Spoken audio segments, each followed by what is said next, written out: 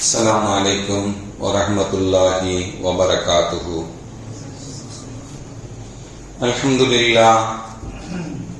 அல்ஹம்துலில்லாஹி ரப்பில் ஆலமீன். வஸ்ஸலாத்து வஸ்ஸலாமு அலா அஷ்ரஃபில் முர்ஸலீன் வ அலா ஆலிஹி வ ஸஹ்பிஹி அஜ்மஈன். அம்மா பஅத். فقد قال الله تعالى في القرآن العظيم والفرقان المجيد: أعوذ بالله من الشيطان الرجيم. بسم الله الرحمن الرحيم. ولله على الناس حج البيت من استطاع إليه سبيلا.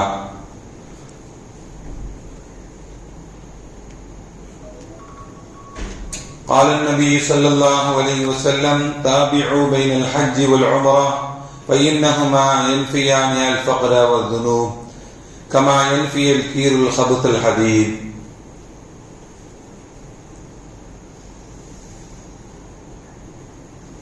رب اشرح لي صدري ويسر لي أمري واحلل عقدة من لساني يفقهوا قولي. اللهم صل على سيدنا محمد. اللهم صل عليه وسلم.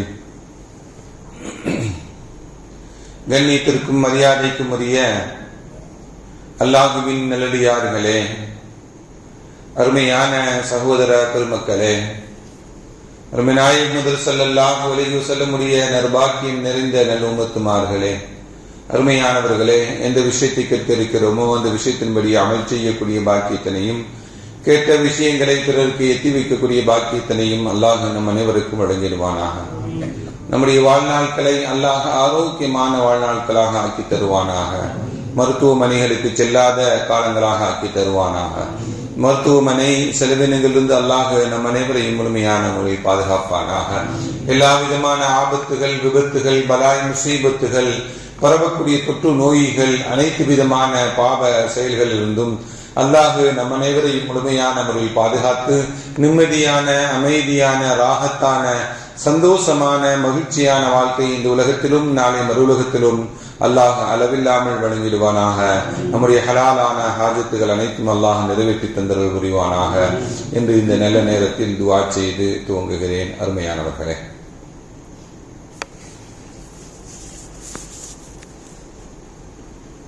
துல்கஅதா மாதத்தினுடைய 3வது ஜும்ஆவுடைய நாள். இது ஹஜ்ஜினுடைய சீசன். ஹஜ்ஜிக்கு செல்லக்கூடிய காலங்கள் இது. நமது தமிழகத்திலிருந்து புனிதமான ஹஜ்ஜை மேற்கொள்வதற்காக வேண்டி ஹஜ்ஜி கமிட்டியின் மூலமாக கடந்த 5ஆம் தேதி முதல் விமானம் சென்னையிலிருந்து புறப்பட்டு சென்றது. இது 10ஆம் தேதி வரையும் தொடர்ந்து தமிழகத்திலிருந்து ஹாஜிகள் புனித பயணத்தை மேற்கொள்ள இருக்கிறார்கள். கிட்டத்தட்ட ஹஜ்ஜி கமிட்டியின் மூலமாக மட்டும் இவரிடம் ஹஜ்ஜி செய்வதற்கு 6534 ஹாஜிகள் செல்கிறார்கள். தனியார் நிறுவனத்தின் மூலமாக கிட்டத்தட்ட ஒரு 4000 ஹாஜிகள் செல்கிறார்கள். கிட்டத்தட்ட 10,000த்திற்கும் மேற்பட்ட ஹாஜிகள் வருடம் தமிழகத்திலிருந்து செல்கிறார்கள். வரக்கூடிய ஆண்டுகளில் அதே போன்ற பாக்கியங்களை அல்லாஹ் நமக்கும் நம்முடைய குடும்பத்தார்களுக்கும் தந்தரல் புரிவானாக.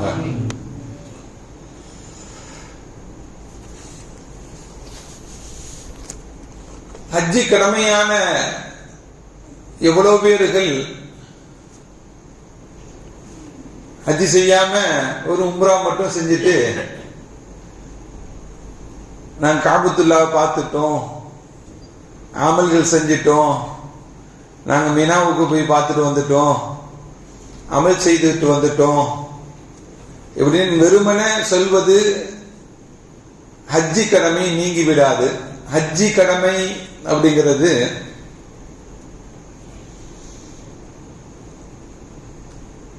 ஒரு தொழுகையை போல மற்ற இபாதத்துகளை போல நாம் நிறைவேற்ற வேண்டும். இப்படி உம்ராவை மட்டும் நிறைவேற்றிக் கொண்டு ஹஜ் செய்யாமல் இருக்கக்கூடிய இந்த விஷயம் ரொம்ப வருத்தமான விஷயம். 5 கடமைகளில் ஒரு கடமை ஹஜ். எப்படி தொழுகை கடமையோ, எப்படி நோன்பு, ரமலான் மாதத்தில் நோன்பு கடமையோ, எப்படி பொருளாதாரம் இருந்தால் ஜக்காத்து கடமையோ, அதே போல உடல் ஆரோக்கியமும் பொருளாதாரமும் யாரிடம் இருக்கிறதோ அவர்கள் மீது ஹஜ்ஜும் கடமை. உடல் ஆரோக்கியமும் பொருளாதாரமும் யாரிடம் இருக்கிறதோ அவர்கள் மீது ஹஜ்ஜி கடமை. அதுக்கு வயது அல்ல, 15 வயசு ஆகினாலே போதும், ஹஜ்ஜி கடமை தான்.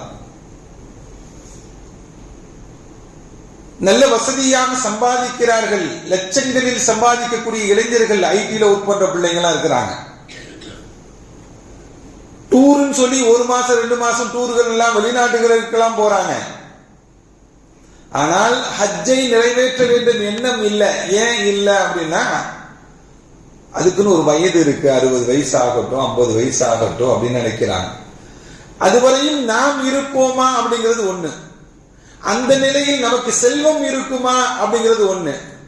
3வது, அந்த நிலையிலே நமக்கு நாட்டம் இருக்குமா அப்படிங்கிறது நிலை. நாம் ஆரோக்கியமாக இருப்போமா அப்படிங்கிற நிலை. இதெல்லாம் நாம் கவனித்து பார்த்தோம் என்றால் ஹஜ்ஜுடைய கடமை ஏற்பட்டு விட்டாலே உடனே செய்ய வேண்டும். ஹஜ் செய்யணும்னா 2 வேணும். ஒன்னு அல்லாஹ்வுடைய நாட்டம் வேண்டும், இன்னொன்னு ஹஜ் செய்வதற்குண்டான ஆசை வேண்டும். யாருக்கெல்லாம் ஆசை இருக்கிறதோ அவங்களுக்கெல்லாம் ஹஜ்ஜும் கிடைக்கும் அல்லாஹ்வுடைய நாட்டப்படி. அல்லாஹ் நமக்கும் நசீபாக்கி தந்தர முடிவானாக. ஆசை வைக்கணுங்க. எப்பெல்லாம் துவா செய்யறோமோ அப்பெல்லாம் ஹஜ்ஜி கிடைக்கணும் யா அல்லாஹ் அப்படின்னு நாம் ஆசை வைத்து துவா செய்ய வேண்டும். அந்த ஆசை ஒரு நாள் நமக்கு நிறைவேற்றிவிடும். அது எப்படி நிறைவேறிச்சு அப்படிங்கறதெல்லாம் சொல்ல முடியாது. எப்படி நிறைவேறிச்சு அப்படின்லாம் சொல்ல முடியாது. நண்பர் ஒரு ஆள் அடிக்கடி சொல்லிக்கிட்டு இருப்பாரு, அவருடைய பயான்ல கூட சொல்லுவாரு, எங்க ஊர்ல ஒரு பள்ளிவாசல் தொடர்புடைய ஒரு மனிதர் இருந்தார், வசதி வாய்ப்பு இல்லாத மனிதர். பள்ளிவாசலுக்கு வந்தா காரை தொடச்சு கொடுப்பாரு, கதவை திறந்து கொடுப்பாரு, யாராவது உதவிகள் கொடுத்தா வாங்கி சாப்பிட்டுக்குவார். ஆனால் யாரை சந்தித்தாலும், கார்ல வரக்கூடியவங்க யாரை சந்திச்சாலும் முசாபா செஞ்சு எனக்கு துவா செய்யுங்க, ஹஜ்ஜுக்கு போகணும்.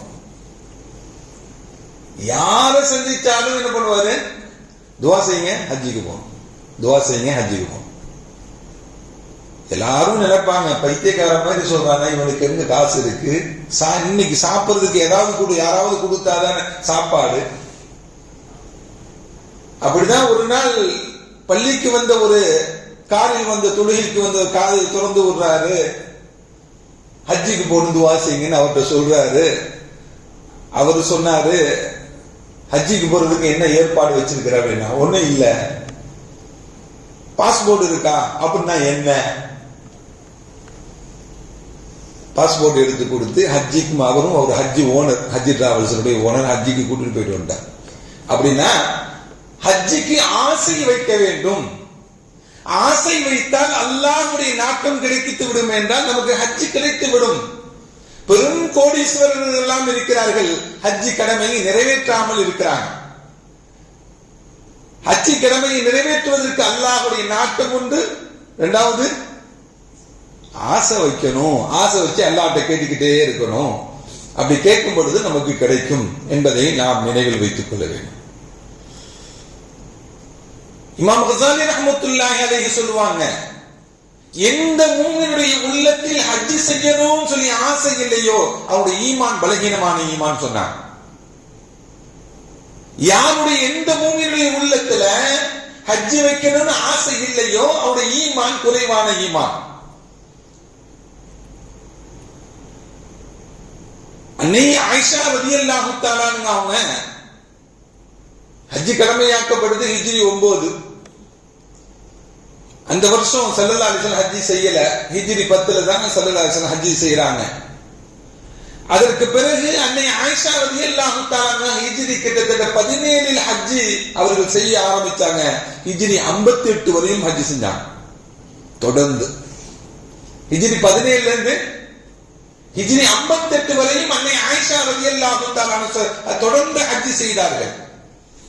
அவர்கள் ஹஜ் செய்வதனுடைய அந்த பலகீனமான நிலையை பார்த்து பெண்கள் எல்லாம் கேட்பாங்களாம், அன்னை அவர்களே இவ்வளவு பலகீனமா இருக்கீங்க, இவ்வளவு சிரமப்பட்டு ஹஜ் செய்றீங்க அப்படின்னு கேட்கும் பொழுது ஒரு ஹதீஸை அவர்கள் சொல்லுவாங்க. ஸல்லல்லாஹு அலைஹி வஸல்லம் அறிவித்த ஒரு ஹதீஸை நாங்கள் எல்லாம் ரசூலுல்லாஹ்ட்ட போய் கேட்டோம். நரல் ஜிஹாத அஃதலுல் அமல் யா ரசூலல்லாஹ், நாங்கள் ஜிஹாத் என்ற அமலை சிறந்த அமலாக நாங்கள் பார்க்கிறோம். ஜிஹாத் என்ற அமல் மிகச்சிறந்த அமலாக நாங்கள் காணுகிறோம். யா ரசூலல்லாஹ் அஃபலா நுஜாஹிது, அந்த அமலை செய்தால் பெரும் நன்மைகள் கிடைக்கும் அல்லவா, அந்த அமல் செய்வதற்கு, அந்த ஜிஹாத் செய்வதற்கு எங்களுக்கு அனுமதி தாருங்கன்னு கேட்டோம். நாங்கெல்லாம் பெண்கள் எல்லாம் சேர்ந்து ரசூலுல்லாஹ்ட்ட ஸல்லல்லாஹு சொன்னாங்க, அது அஃதலுல் அமல் தான், சிறந்த அமல் தான். லாக்கின் அஃதலுல் ஜிஹாதி ஹஜ்ஜும் மப்ரூர், ஹஜ்ஜும் மப்ரூர் தான் எப்படிப்பட்டது, அமல்களில் சிறந்தது என்று ஸல்லல்லாஹு அலைஹி வஸல்லம் சொன்னாங்க. அந்த சிறந்த அமலை எனக்கு சொன்ன ஸல்லல்லாஹு அலைஹி வஸல்லம் அவர்களுடைய சிந்தனையில் இருந்தது. எனக்கு எப்பொழுது அந்த சூழ்நிலை ஏற்பட்டதோ நான் தொடர்ந்து செய்து கொண்டிருக்கிறேன். மரண வரையும் செய்தார்கள் அவர்கள். அருமையான பெருமக்களே, நபிகள் நாயகம் ஸல்லல்லாஹு அலைஹி வஸல்லம் அவங்கள்ட்ட ஒருவர் வந்து கேட்கிறார், ஐயுல் அமல் அஃதலு, அமல்களில் சிறந்தது எது யா ரசூலல்லாஹ் என்று கேட்கும் பொழுது ஸல்லல்லாஹு அலைஹி வஸல்லம் சொன்னாங்க, அல் ஈமானு பில்லாஹி வ ரசூல், அல்லாஹ்வையும் அல்லாஹ்வுடைய ரசூலையும் ஈமான் கொள்வதுதான் அமல்களில் சிறந்தது என்று நபிகள் நாயகம் ஸல்லல்லாஹு அலைஹி வஸல்லம் சொன்னாங்க. திரும்பவும் கேட்கப்பட்டுச்சு, சும்மா மாதா, அதுக்கு பிறகு என்ன அப்படின்னு கேட்ட பொழுது ஜிஹாதுன் ஃபீ சபீலில்லாஹ், அல்லாஹ்வுடைய பாதையில் போராடுவதுதான் அல்லாஹ் ரசூலை ஈமான் கொண்ட பிறகு அடுத்த அமல், அதுதான் சிறந்த அமல். கீல சும்ம மாதா, அதுக்கு பிறகு என்ன அமல் என்று கேட்கப்பட்ட பொழுது ஹஜ்ஜும் மப்ரூர், ஹஜ் செய்வதுதான், நல்ல முறையில் ஹஜ் செய்வதுதான் என்று நபிகள் நாயகம் ஸல்லல்லாஹு அலைஹி வஸல்லம் அவர்கள் சொன்னாங்க என்று ஹதீஸில் காண முடிகிறது. அப்படின்னா சிறந்த அமல்களினுடைய வரிசையில் ஹஜ் என்பது உள்ளது. அந்த ஹஜ்ஜை நான் தொடர்ந்து செய்து கொண்டிருக்கிறேன் என்றெல்லாம் அன்னை ஆயிஷா ரலியல்லாஹு தஆலா போன்றவங்க நமக்கு சொல்றாங்க. அருமையானவர்களே, ஹஜ்ஜை ஆசைப்படுறோம், ஹஜ்ஜுடைய நிலைப்பாடுகள் நமக்கு ஏற்பட்டு விட்டால், ஹஜ் செய்வதற்குண்டான சூழ்நிலைகள் அல்லாஹ் நமக்கு அமைத்து கொடுத்து விட்டால், ஹஜ்ஜை நாடிட்டோம் அப்படின்னா ஃபல்யுஅஜ்ஜில், அது விரைவாக செய்யுங்க அப்படின்னா ஸல்லல்லாஹு அலைஹி வஸல்லம். எந்த அமலையும் விரைவாக செய்வதற்கு ஸல்லல்லாஹு அலைஹி வஸல்லம் நமக்கு கட்டளை இல்லை. அந்தந்த நேரங்களில் செய்யணும். ஆனால் ஹஜ்ஜை மன் அராதல் ஹஜ், நீங்கள் ஹஜ்ஜை நாடி விட்டால் ஃபல்யுஅஜ்ஜில், இந்த வருஷம் ஹஜ்ஜுக்கு போகணும்னு நாடிட்டீங்களா, உடனே செஞ்சிருங்க. இந்த வருஷம் ஹஜ்ஜி போறதுக்குண்டான சூழ்நிலைகள் ஏற்பட்டு அதை நாடி செய்ய முடியல அப்படின்னா அது காலம் முழுவதும் சுணங்கி கொண்டுதான் இருக்கும். காலம் முழுவதும் சூழ்நிலைகள் மாறிக்கொண்டுதான் இருக்கும். நாம் நாடி நமக்கு வசதி வாய்ப்புகள் ஏற்பட்டு ஆரோக்கியமான நிலையில் நாம் ஹஜ் செய்வதற்கு நாடி விட்டோம் என்றால் விரைவாக செய்ய வேண்டும். அப்படி செய்ய முடியல, அப்படி செய்யல, சுணங்கி விடுச்சு அப்படின்னா எல்லாமே சுணங்கி, ஆரோக்கிய கேடுகள் ஏற்பட்டு விடலாம், சூழல்கள் மாறிவிடலாம், நம்மகிட்ட இருக்கக்கூடிய பணம் வேற ஒரு வேலைக்காக வேண்டி அமைந்து விடலாம், வேற தேவைகள் ஏற்பட்டு விடலாம். இதெல்லாம் மாறி போச்சுன்னா ஹஜ் செய்ய முடியாது. அதனால நீங்க என்ன பண்ணுங்க, ஹஜ்ஜை நாடிவிட்டால் விரைவாக செய்யுங்கள் என்று நபிகள் நாயகம் ஸல்லல்லாஹு அலைஹி வஸல்லம் நமக்கு சொல்லி காட்டுறார். அருமையான பெருமக்களே, யாருக்கு வசதி வாய்ப்புகள் இருந்து, யார் வசதி வாய்ப்புகள் ஆரோக்கியமும் இருந்து ஹஜ் செய்யக்கூடிய சூழ்நிலைகளும் அமைந்து ஃபலம் யஹஜ், ஹஜ் செய்யல அப்படின்னா ஃபலா அலைஹி ஐயமூத யஹூதியன் அவ் நஸரானியன், அவன் யூதனாக மரணிப்பதில் எனக்கு எந்த ஒண்ணும் இல்லை, அவர் ஒரு நஸரானியாக மரணிப்பதில் எனக்கு எதுவும் இல்லை என்று சொன்னாங்க ஸல்லல்லாஹு அலைஹி வஸல்லம். அப்படி என்றால் ஒவ்வொரு மூமினும் மூமினாக மரணிக்க வேண்டும் என்பதுதான், ஒவ்வொரு முஸ்லிமும் முஸ்லிமாக மரணிக்க வேண்டும் என்பதுதான். முஸ்லிமாக மரணிக்க வேண்டும் என்று நபிமார்கள் துஆ செய்தார்கள். அதை ஸல்லல்லாஹு அலைஹி வஸல்லம் வழிகாட்டி இருக்கிறார்கள் நமக்கு.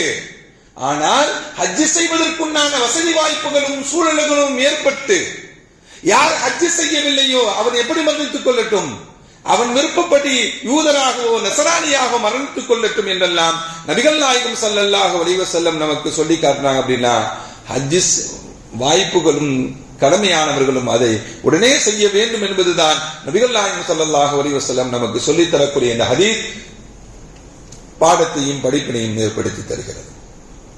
அருமையான பெருமக்களே, ஹஜ் என்பது நம்முடைய பாவங்களை மன்னிக்கக்கூடிய பெரும் செயல், அது பெரும் அமல். அது ஸல்லல்லாஹு அலைஹி வஸல்லம் சொன்னாங்க, ஒரு மனிதர் இஸ்லாத்தை ஏற்றுக்கொள்கிறார், முன் செய்த பாவங்கள் மன்னிக்கப்படும். ஒரு மனிதன் ஹிஜ்ரத் செய்கிறார், முன் செய்த பாவங்கள் மன்னிக்கப்படும். ஒரு மனிதன் ஹஜ் செய்கிறார், முன் செய்த பாவங்கள் மன்னிக்கப்படும். ஹஜ்ஜுடைய செயல்பாடுகள் அப்படி. அதுவும் ஹஜ்ஜில அரஃபாவுடைய நாளையில் நமக்கு கிடைக்கக்கூடிய பாக்கியம். நபிகள் நாயகம் ஸல்லல்லாஹு அலைஹி வஸல்லம் சொன்னாங்க, இன்ன மினல் துனூபி துனூபா, பாவங்களில் சில பாவங்கள் இருக்கின்றன, லா யுகஃபிருஹா இல்லல் வகூஃப் பி அரஃபா, அது அரஃபாவுடைய நாளையில் தங்கினால் அந்த பாவங்கள் எல்லாம் மன்னிக்கப்படும் என்று சொன்னாங்க. சில பாவங்களுக்கு பரிகாரமாக எதுதான் அமையும், அது அரஃபாவுடைய நாள் தான் அந்த பாவங்களை அது மன்னிக்கும் என்றெல்லாம் நபிகள் நாயகம் ஸல்லல்லாஹு அலைஹி வஸல்லம் சொன்னாங்க. அப்படின்னா அந்த அரஃபாவுடைய நாளையில் தங்கக்கூடிய அந்த நாளில் கிடைக்கக்கூடிய பாவ மன்னிப்பு, அளவிட முடியாத பாவ மன்னிப்பு அதுதான். அரஃபானா என்ன? ஹஜ்ஜுடைய காலங்களில் துல்ஹஜ் மாதத்தினுடைய 9வது நாளில்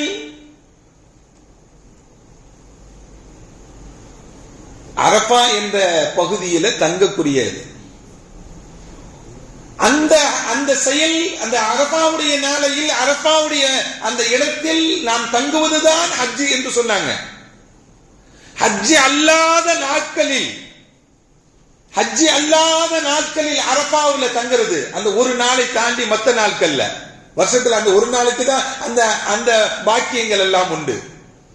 மற்ற நாட்களில் எந்த பிரயோஜனமும் இல்லை. உம்ராவுக்கு போறவங்கள மீனாவை டென்ட் காமிப்பாங்க, அரஃபா மைதானம் இதுதான் காமிப்பாங்க, இதுதான் மலன் காமிப்பாங்க. அதில் அன்னைக்கு போய் பார்ப்பதும் அங்கு நிற்பதும் அங்கு தங்குவதும் நன்மைகள் கிடைக்குமா? அந்த அரஃபாவுடைய நன்மை கிடைக்குமா அப்படின்னா கிடைக்கவே கிடைக்காது. சும்மா கண்ணில் பார்த்ததுதான். எப்பதான் அந்த ஒட்டுமொத்த பாவங்கள் மன்னிக்கப்படக்கூடிய அந்த பாக்கியம் கிடைக்கும் அப்படின்னா துல்ஹஜ் மாசத்துல அந்த அரஃபாவுடைய நாளையில அந்த அரஃபாவுடைய மைதானத்தில் தங்கும் பொழுதுதான் அந்த பாக்கியம் கிடைக்கும். அந்த தங்குவதன் மூலமாக தான் ரஜஅ கயௌமின் வலதத்துஹு உம்முஹு, அரஃபாவுல தங்குறதுடைய பலன்தான் ஹாஜிகள் தங்களுடைய வீடுக்கு திரும்பக்கூடிய சமயத்தில் அன்று பிறந்த பாலகனை போல திரும்புகிறார் என்று நபிகள் நாயகம் ஸல்லல்லாஹு அலைஹி வஸல்லம் சொன்னாங்களே. அந்த பாவ மன்னிப்பு எல்லாம் எங்க கிடைக்குது அப்படின்னா அரஃபாவில் கிடைக்கக்கூடியதுதான். அல் ஹஜ் வல் அரஃபா, ஹஜ் என்றாலே அரஃபா தான் ஸல்லல்லாஹு அலைஹி சொன்னாங்க. ஒரு ஆள் அரஃபால மட்டும் தங்கல் அப்படின்னா ஹஜ்ஜே இல்லைன்னு அர்த்தம். அரஃபாவில் மட்டும் ஒரு ஆள் தங்கிட்டார் என்றால் ஹஜ் கூடிடும், மற்றதுக்கெல்லாம் பரிகாரம் உண்டு. அருமையான பெருமக்களே, ஹஜ்ஜில அரஃபா என்பதுதான் மிக முக்கியமான நாள். அந்த அரஃபாவில் தான் ஒட்டுமொத்த பாவங்கள் மன்னிக்கப்படுகின்றன என்பதை நபிகள் நாயகம் ஸல்லல்லாஹு அலைஹி வஸல்லம் சொன்னாங்க. எந்த அளவுக்கு பாவங்கள் மன்னிக்கப்படுகிறது தெரியுமா? ஃபலவ் கானத் ذُنُوبُكُمْ كَعَدَدِ الرَّمَلِ, உங்களுடைய பாவங்கள் மண் இருக்குல்ல, மணலை கவுண்டிங் பண்ண முடியுமா? மணலுடைய அளவுக்கு உங்களுக்கு பாவங்கள் இருந்தாலும், மழை பொழிகிறது அல்லவா, அந்த மழை பொழியக்கூடிய அந்த மழை துளிகளை எண்ண முடியுமா? அதே போல பாவங்கள் இருந்தாலும்,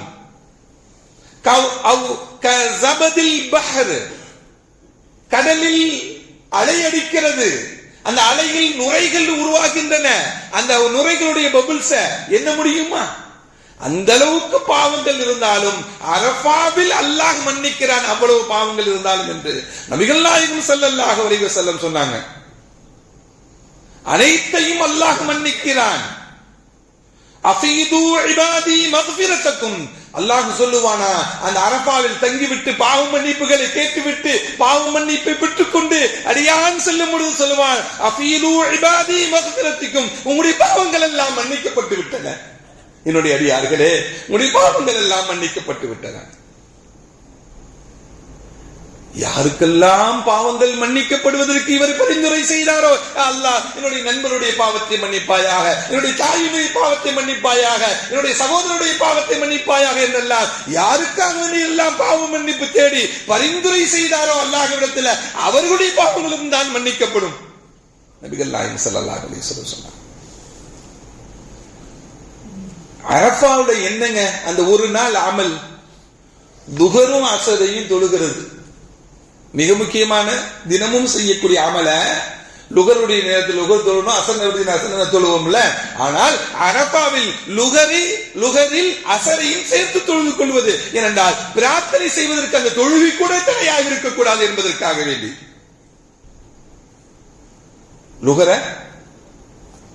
அசர லுகரோடு சேர்த்து தொழுதுக்குவாங்க.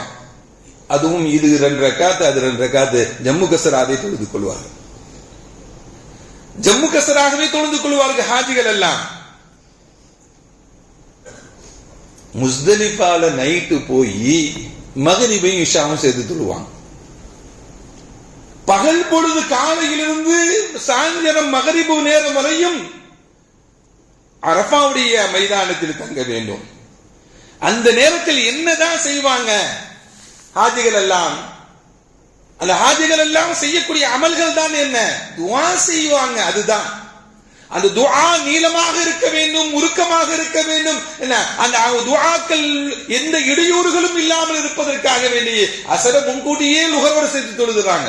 லுகர் தொழுதிலிருந்து லுகர் எப்பொழுது தொழுகை முடித்தார்களோ லுகரையும் அசரையும் சேர்த்து அந்த நேரத்திலிருந்து மக்ரிப் நேரம் வரையும் மக்கள் எல்லாம் அழுது அழுது துஆ செய்வார்கள். அந்த காட்சிகள் உட்கார்ந்து கொண்டு துஆ செய்வார்கள், நின்று கொண்டு துஆ செய்வார்கள். அந்த காட்சிகளை எல்லாம் கூட்டாக நின்று துஆ செய்வாங்க, குடும்பத்துடன் துஆ செய்வாங்க, மரத்துடைய நிழலில் நின்று கொண்டு துஆ செய்வாங்க, அந்த மலையின் மேலே ஏறி நின்று கொண்டு துஆ செய்வாங்க, கையை தலைக்கு மேலே உயர்த்தி கொண்டு துஆ செய்வாங்க, கையை கீழே உயர்த்தி கொண்டு துஆ செய்வாங்க. அந்த காட்சிகள் எல்லாம் கண்கொள்ளா காட்சிகள். அது நேரடியா பார்த்தவர்கள் தான் அதை உணர முடியும். கண்ணீர் விடக்கூடிய காட்சிகள் ஒவ்வொருவரும் இப்படி எல்லாம் அழுவ முடியுமா? அல்லாஹ்விடத்தில் இப்படி எல்லாம் கேட்க முடியுமா? இப்படி கதறுகிறானே, இப்படி கண்ணீர் வடிக்கிறானே, ஏன்? அந்த காட்சிகள் எல்லாம் அது லைவாக நேரடியாக பார்த்தாதான். இந்த காட்சிகளை பார்க்கக்கூடிய அல்லாஹ் தன்னிடம் இருக்கக்கூடிய தூதுவர்களிடம், வானவர்களிடம், மலக்குமார்களிடம் கூடுவான். இந்த அடியார்களை பார்த்தாயா? என்னுடைய அடியார்களுடைய நிலைப்பாடுகளை பார்த்தீங்களா? இந்த என்னுடைய அடியார்கள் பல மொழி பேசக்கூடியவர்கள் ஒன்று திரண்டிருக்கிறார்கள், பல ஊர்வாசிகள் ஒன்று திரண்டிருக்கிறார்கள், பல பகுதிகளிலிருந்து ஒன்று சேர்ந்திருக்கிறார்கள். இதெல்லாம் பார்த்தீங்களா? இந்த காட்சிகளை, என்னுடைய அடியாருடைய முழக்கங்களை பார்த்தீங்களா? லப்பைக் லப்பைக் அல்லாஹும்ம லப்பைக் என்று அந்த முழக்கங்களை பார்த்தீர்களா? இவங்களை நான் தான் கூப்பிட்டேன் அப்படின்னு சொல்லுவான் அல்லாஹ். இவங்களை நான் தான் அழைத்தேன், ஹஜ்ஜுக்கு நான் தான் இவர்களை அழைத்தேன், நான் தாயி, நான் தான் அவர்களை அழைத்தேன். ஏன் அழைத்தேன் தெரியுமா? ஏன் அழைத்தேன் தெரியுமா? இங்க லப்பைக் லப்பைக் நான் வந்துட்டேன்னு சொல்றாங்களே, ஏன் அழைத்தேன் தெரியுமா? இவங்க என்கிட்ட கேட்டுக்கிட்டே இருந்தாங்க, ரப்பே நான் ஹஜ்ஜுக்கு வரணும், ஹஜ்ஜுடைய பாக்கியத்தை தான், நான் கஅபத்துல்லாவை கண்ணால் பார்க்க வேண்டும், நான் தவாப் செய்ய வேண்டும், மினாவில் தங்க வேண்டும், அரபாவில் தங்கி துஆ செய்ய வேண்டும், என் பாவங்கள் மன்னிக்கப்பட வேண்டும், முஸ்தலிஃபாவில் படுக்க வேண்டும், ஜம்ராத்தில் நான் கல்லெறிய வேண்டும் ஷைத்தானுக்கு என்றெல்லாம் கதறி கதறி துஆ செய்யும் பொழுது என்னிடம் கேட்டுக்கொண்டிருந்த அடியார்கள். அதனால் நான் அவர்களை அழைத்தேன். அருமையானவர்களே, அந்த பாக்கியத்தை அல்லாஹ் நமக்கும் தருவானாக. அருமையான பெருமக்களே, இந்த ஹஜ்ஜுடைய காலங்கள்ல பார்த்தோம் அப்படின்னா ஹாஜிகள் மட்டும் இஹ்ராம் தரிக்க மாட்டாங்க, கஅபத்துல்லாவும் இஹ்ராம் தரித்திருக்கும். காபத்துல்லாவும் வெள்ளாடை அடித்திருக்கும் ஒரு பகுதியில. அதனால நாம் ஹஜ்ஜி நமக்கு பாக்கியம் கிடைக்கணும், அல்லாஹ்கிட்ட கேட்கணுங்க, கேட்டுக்கொண்டே இருக்கணுங்க. நாம் கேட்டால் அல்லாஹ் கொடுப்பாங்க, நிச்சயமாக நமக்கு தருவாங்க. நாம் நாம் நாம் நாம் நாம் யார் ஹாஜிகள் எல்லாம் யார் தெரியுமா? வஃப்துல்லாஹ், அல்லாஹ்வுடைய கூட்டத்தார்கள். வஃப்துல்லாஹி ஸலாத்துன், நபிகள் நாயகம் ஸல்லல்லாஹு அலைஹி வஸல்லம் சொன்னாங்க, அல்லாஹ்வுடைய கூட்டத்தார்கள் 3 நபர்கள், 3 கூட்டத்தார்கள் அல்லாஹ்வுடைய கூட்டத்தார்கள். அல் ஹாஜ், ஹாஜிகள் அல்லாஹ்வுடைய கூட்டத்தார்கள். வல் உம்மார், உம்ரா செய்யக்கூடியவர்கள் அல்லாஹ்வுடைய கூட்டத்தார்கள். வல் காஸி, போர்க்களத்தில் இருக்கக்கூடிய யுத்தம் செய்யக்கூடியவர்கள் அல்லாஹ்வுடைய கூட்டத்தார்கள் என்று நபிகள் நாயகம் ஸல்லல்லாஹு அலைஹி வஸல்லம் சொல்லுவாங்க. அந்த கூட்டத்தார்கள் அல்லாஹ் நம்மை சேர்ப்பானாக. ஹாஜிகள் போனாங்கன்னா அவங்க கரம் பிடித்து துஆ செய்ய சொல்லுங்க. ஏதோ அசட்டா போனா போயிட்டு போறாங்க அப்படி இல்ல. அவர்கள் துஆக்கள் ஏற்றுக்கொள்ளப்படக்கூடிய நிலையில் இருக்கக்கூடியவர்கள். அவர்கள் அவருடைய கரம் பிடித்து எனக்காக துஆ செய்யுங்க, எனக்கு இந்த பிரச்சனை இருக்கு, எனக்கு இப்படி இருக்கு, இந்த சூழ்நிலைகள் இருக்கு, எனக்காக துஆ செய்யுங்க என்று அவருடைய கரம் பிடித்து அவர்களை வழியனுப்பக்கூடிய சமயத்தில் நாம் துஆவுக்கு வேண்டிக் கொள்ள வேண்டும். உனக்கு அடுத்தடுத்த வருஷத்துல என் மனைவி மக்களும் நானும் போகணும், அடுத்த வருஷம் நான் போறதுக்கு நீங்க துஆ செஞ்சுட்டு வாங்கன்னு சொல்லி அனுப்பணும் அவங்கள்ட்ட. மக்கா எப்படிப்பட்ட பூமி தெரியுமா? நபிகள் நாயகம் ஸல்லல்லாஹு அலைஹி வஸல்லம் பிறந்த பூமி மட்டுமல்ல, நபிமார்கள் எல்லா நபிமார்களுடைய காலடியும் பட்ட இடம் அது. அந்த இடத்தில் நம்முடைய காலும் பதிக்க வேண்டும், நம்முடைய காலும் பதிய வேண்டும். நாளை மறுமை நாளையில் அந்த பூமி, யா அல்லாஹ், அந்த பூமி சாட்சியாக இருக்க வேண்டும். இவன் உன்னை நாடி வந்தான், ஹஜ்ஜுக்கு வந்தான், உம்ராவுக்கு வந்தான், தவாப் செய்தான் என்று அந்த பூமி நமக்கு சாட்சி சொல்ல வேண்டும். நபிமார்கள் பதித்த கால் பதித்த பூமி அது. மாமின் நபியின் இல்லா வகத் ஹஜ்ஜ ஸல்லல்லாஹு அலைஹி வஸல்லம் சொன்னாங்க. எல்லா நபிமார்களும் ஹஜ் செய்திருக்கிறாங்கன்னு சொன்னாங்க. அந்த ஹஜ் செய்த அந்த பூமியை நாமும் ஹஜ் செய்ய வேண்டும், குடும்பத்துடன் செய்ய வேண்டும். அந்த பாக்கியத்தை அல்லாஹ் தருவானாக. அல்லாஹ்வுடைய அத்தாட்சிகள் நிறைந்த இடம் என்று குர்ஆன் அந்த இடத்தை உயர்வாக சொல்லி காட்டுகிறது. சுவனத்திலிருந்து இந்த பூமிக்கு கிடைத்த ஹஜ்ருல் அஸ்வதை தாங்கி நிற்கக்கூடிய பூமி அது. ஹஜ்ருல் அஸ்வத் கல்லை தாங்கி நிற்கக்கூடிய பூமி அது. அருமையான பெருமக்களே, எல்லா அமல்களையும் ஒட்டுமொத்தமாக கிடைக்கப்படக்கூடிய அமல் தான் ஹஜ்ஜி. தவாஃப் கிடைக்கிறது, தொழுகை கிடைக்கிறது, அதை தாண்டி செலவு செய்யக்கூடிய தான தர்மங்கள் கிடைக்கிறது.